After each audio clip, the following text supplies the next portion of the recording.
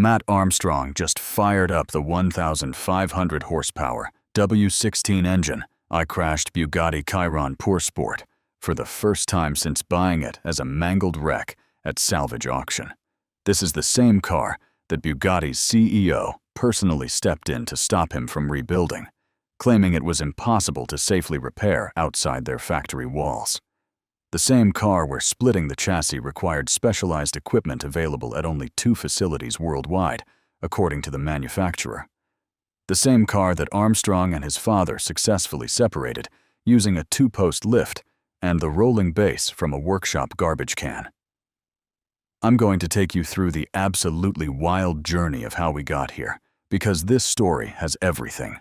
Miami influencer crashes, corporate power plays, engineering impossibilities turned possible, and the sweet sound of a quad turbocharged W16 roaring back to life against all odds.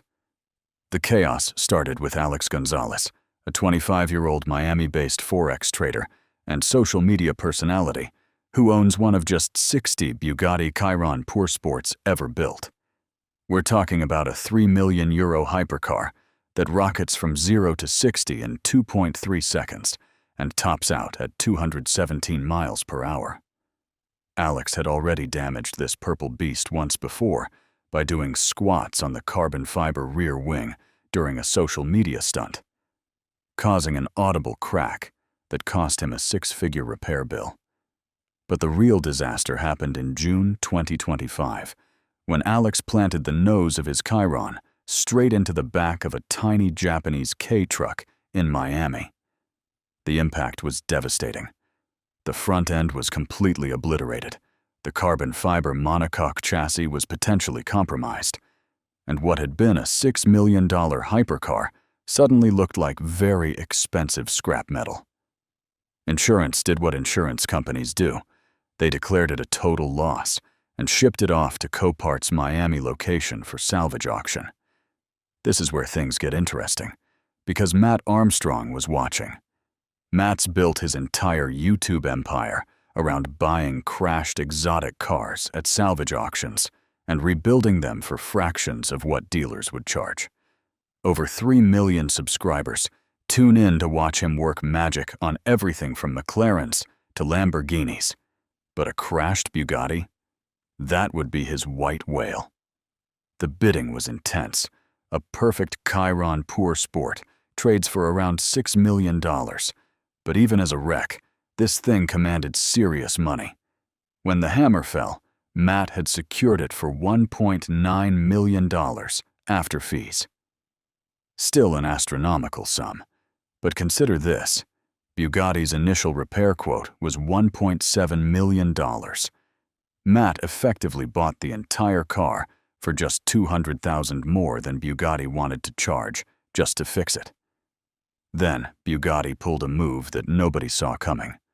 They locked the VIN, completely blacklisted the car from their parts network.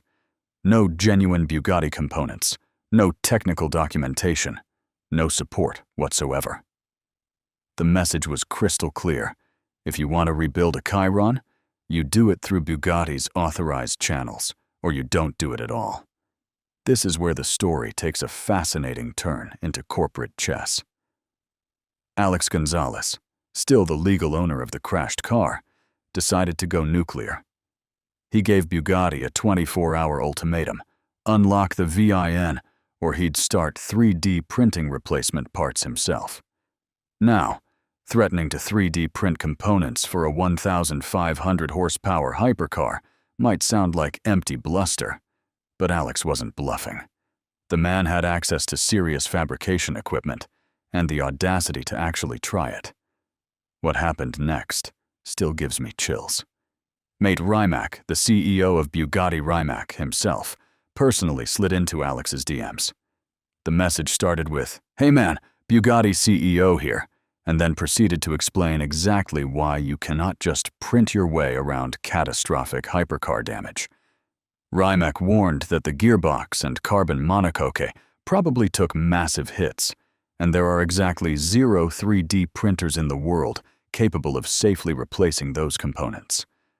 But here's where Rimac showed some unexpected flexibility. Instead of just shutting down the conversation, he offered alternatives. "We want to help you do this in the most cost-efficient way. If the monocoque and gearbox don't need replacing, this will cost a lot less than everyone talks about." He dropped Bugatti's repair estimate from $1.7 million down to somewhere between $600,000 and $700,000, and eventually lifted the VIN blacklist. Matt Armstrong, meanwhile, had already committed to the rebuild regardless of Bugatti's cooperation. His response to Rimac was diplomatic but firm.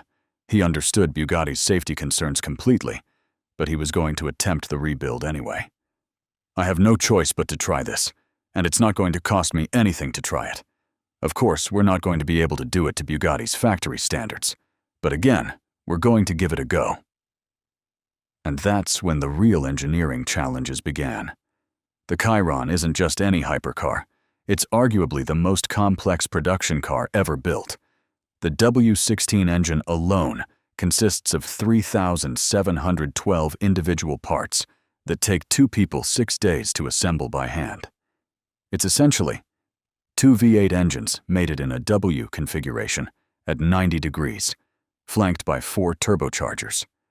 The thing produces 1,479 horsepower and has been described as the most complex production engine ever made. The crash had split the car essentially in half, and according to Bugatti, putting it back together required specialized equipment available at only 2 facilities worldwide. Matt Armstrong looked at this claim, looked at his 2-post lift and basic workshop tools, and decided to prove them wrong. The solution they came up with is pure British ingenuity at its finest. Matt and his father, Tony, a skilled automotive mechanic, devised a workaround using their standard 2-post lift combined with the rolling base salvaged from a workshop garbage can. I'm not making this up.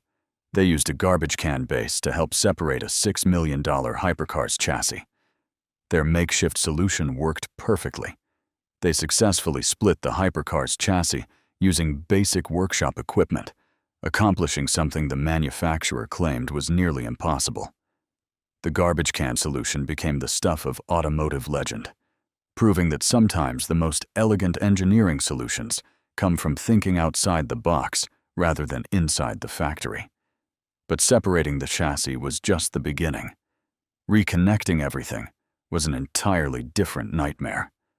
The Chiron has cooling systems, fuel systems, intercooler systems, and ECU networks that all needed to be perfectly aligned and reconnected. 14 titanium bolts hold the 2 halves together, and getting everything lined up correctly required precision that would make a Swiss watchmaker nervous. The mount for the transmission had to be welded back into place. Coolant lines needed rerouting. When a pinched coolant overflow pipe needed fixing and no Bugatti parts were available, the team improvised with a section of rigid brake hose. Every solution was creative, every fix was custom, and every step forward was earned through pure determination. Throughout this process, Matt kept discovering fascinating details about Bugatti's engineering philosophy.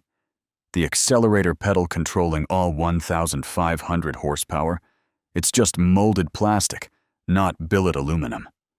Some Bugatti airbags share part numbers with those used in the Audi A3. Yet other components are obsessively over-engineered. The wiper arms are carbon fiber. The underhood panels are carbon fiber. Even the little spacers they use to prevent carbon-on-carbon contact during assembly are precision-engineered pieces. The contrast is striking and reveals something interesting about how Bugatti approaches manufacturing. They'll use off-the-shelf components where performance isn't affected, but every piece that touches aerodynamics or structural integrity gets the full hypercar treatment. It's pragmatic engineering disguised as pure luxury.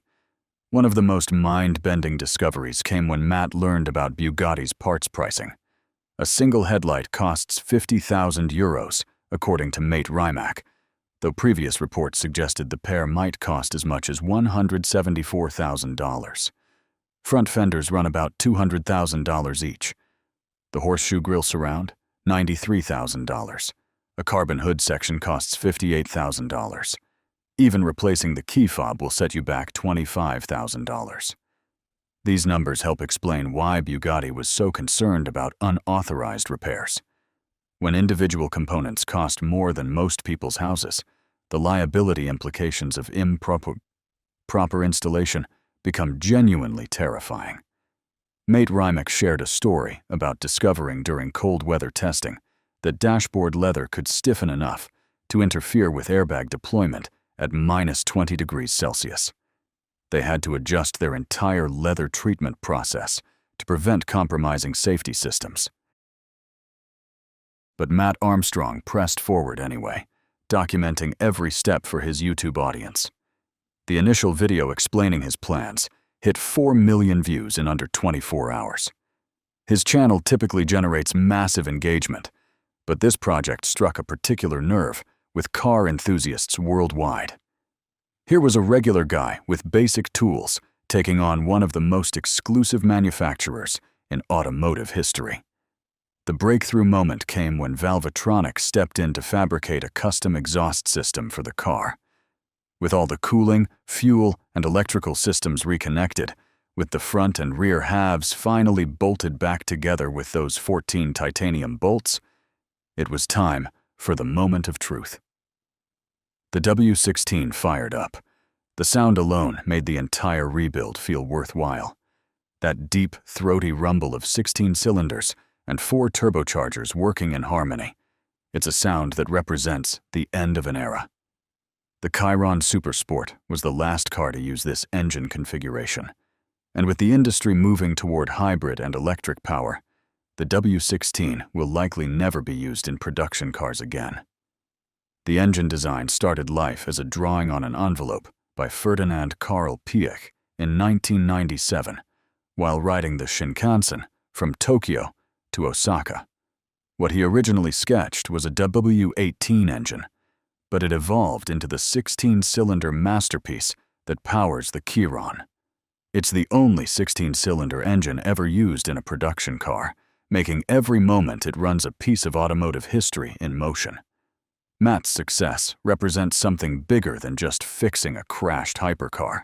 It's a victory for the right to repair movement, proof that even the most exclusive manufacturers can't hold owners hostage forever when determined individuals refuse to accept impossible as an answer. The project divided the automotive community.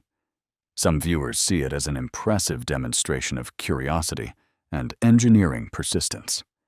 Others believe vehicles of this complexity should only be repaired within official manufacturer channels. Both perspectives have merit. The safety implications of improperly rebuilding a 1,500 horsepower hypercar are genuinely serious. But Matt's achievement proves that with enough skill, determination, and creative problem-solving, even the most complex engineering challenges can be overcome. He split a hypercar chassis with a garbage can base. He reconnected systems that Bugatti claimed required specialized factory equipment. He brought a written-off Chiron back to life in his workshop using tools that most serious car enthusiasts could access. The implications extend beyond this single rebuild. If a YouTuber with BMX background can successfully resurrect a crashed Chiron, what does that say about manufacturer claims regarding repair complexity?